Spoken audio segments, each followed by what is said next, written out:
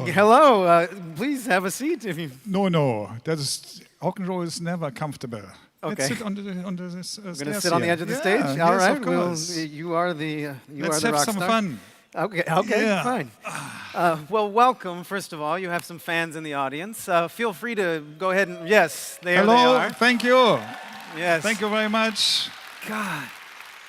I'm very happy to be here. It's a great feeling. I got already a lot of information and I'm inspired by all these people who have something to say and give young people and people advices to make a better world.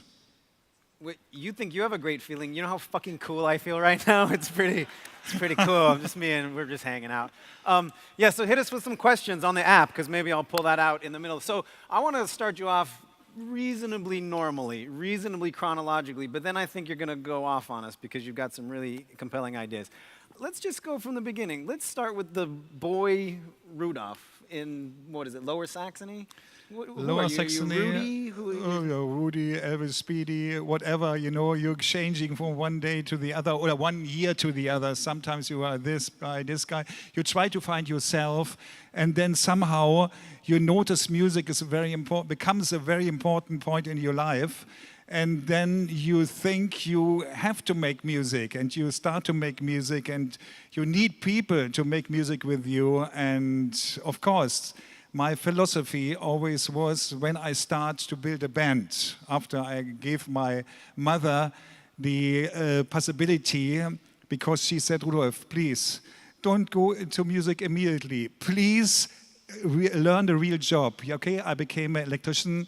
I made this, but after I really finished that, I became not directly a musician because I had a family already.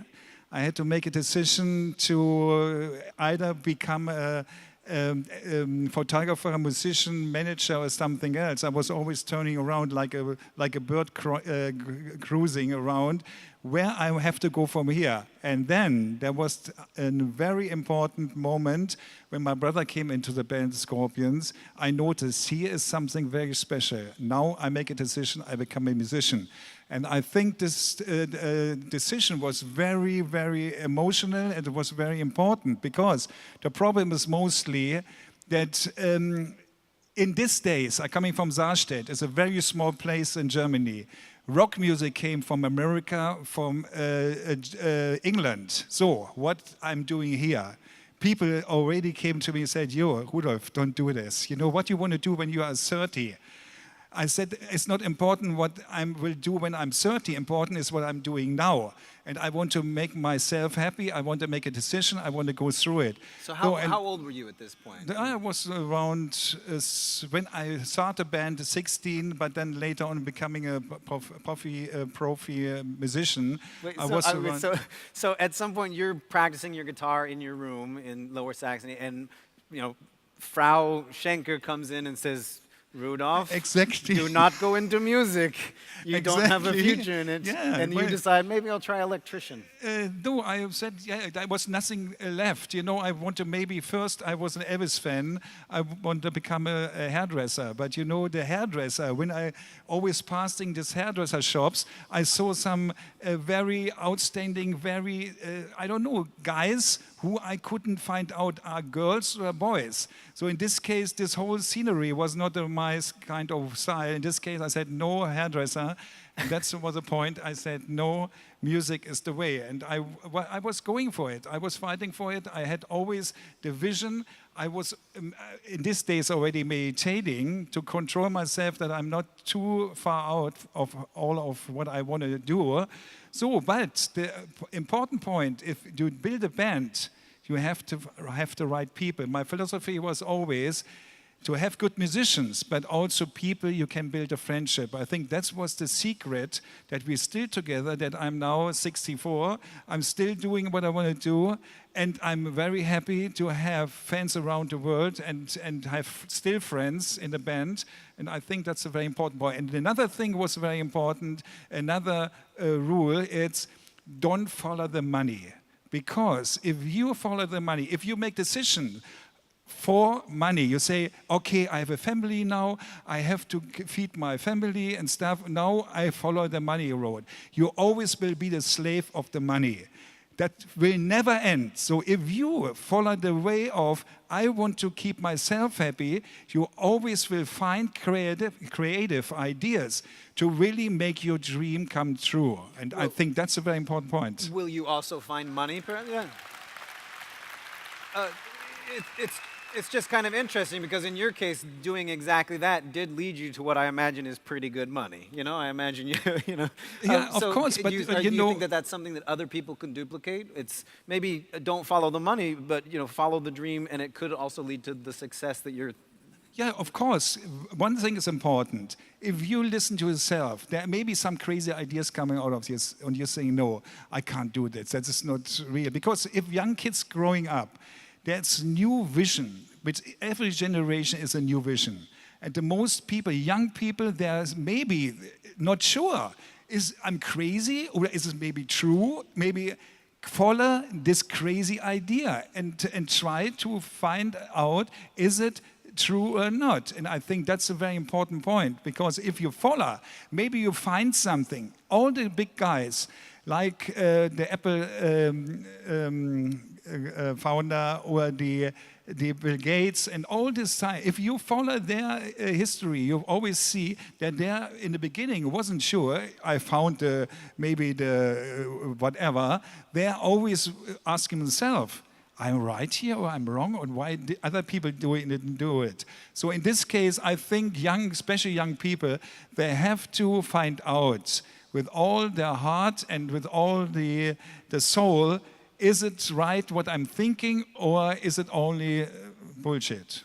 So tell me this, and I would like to talk to you in a moment after maybe a couple questions about the idea of teamwork and leadership, because you are a very interesting businessman, and you're also a really cool dude. So I think what I'd like to talk about is, at what point did you realize that you had made it? You had followed your dreams. Was there a moment where you on stage in Rio de Janeiro, or what was it? You look over at your brother and you realize we're not poor anymore. Was there a moment with Scorpions where you said, I did the right thing, man. That was the right choice. I think that was the first Japan tour. I remember we arrived at Japan because we only played in Europe, and we had some good success, no question about this. But what year would this be about? It was like 77, 78. So, and then we arrived in Japan, and there were around 1,000 of fans in front of the airport, and shouting and happy and stuff like this. And we driving with limousines. And before, we was driving in my car, the 350 SEL,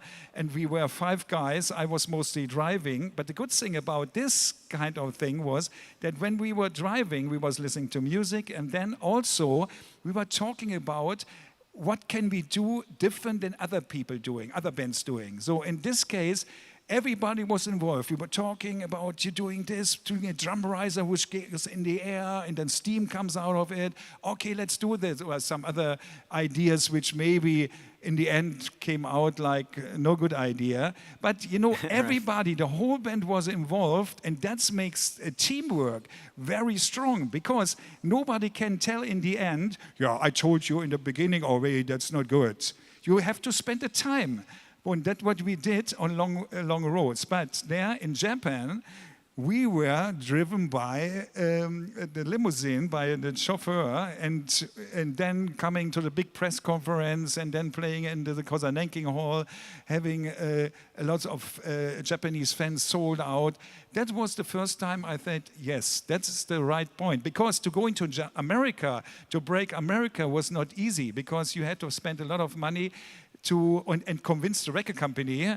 Bob Summer, who was the chef of RCA in these days, that was a record company, when I told him, I said, I know that we will be very big in America. He said to me, yeah, but please sell records before. Yeah, exactly. So that's always the point, like in the old contracts, when we did the contract for the Scorpions' first album, Lonesome Crow. What I did is I put a clause into the contract which says, if the record company is not able to present us in France or in Spain after 3 months, then we have the right to do it. So in this case, they're forced to do it. And another clause was that when we play live in the countries, they have to release the record. In this case, we play there, and they had to release the gun. In this point, we forced the record company. Right, and you had such confidence in your ability Exactly, to attract the yes, fans. yeah. So he's saying you got to sell records, and you're like, get me on stage, I will sell your records. So, Exactly. But Japan is 1977. Your band is already a decade old at this point. Yeah, of course, Yeah, yes, so- but so we need it's a a little bit long time longer. to success. Yeah, we need a little bit longer from Germany. It was not so easy. But you know what? That's the good thing about that is that if you maybe have to fight harder in the beginning, then you are stronger when you're really making it. And that's a very important point too. Sometimes people already selling a soul already too early, and then they somehow appear somewhere.